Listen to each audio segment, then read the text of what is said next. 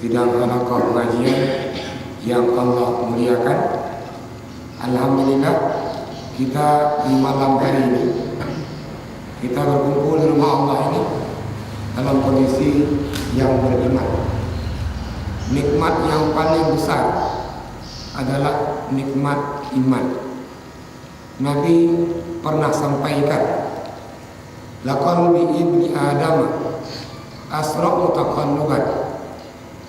Kondisi hati anak cucu Adam itu, kata Nabi, lebih cepat berubahnya minal qidri idza tama'at ghalayan.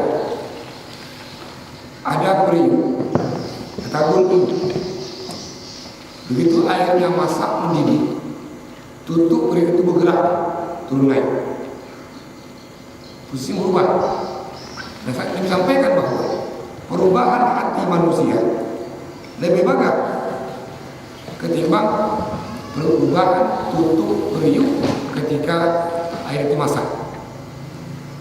Maka Nabi sampaikan juga bahwa qad asbaha mu'minan wa amsa kafiran.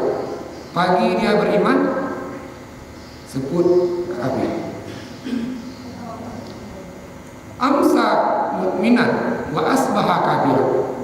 Sore dia beriman, paginya dia kafir. Inilah cepatnya perubahan kondisi jiwa, hati anak cucu Adam itu. Maka kita bersyukur bahwa kita sampai malam hari ini dan detik ini kita masih beriman, dan ini merupakan nikmat yang paling besar.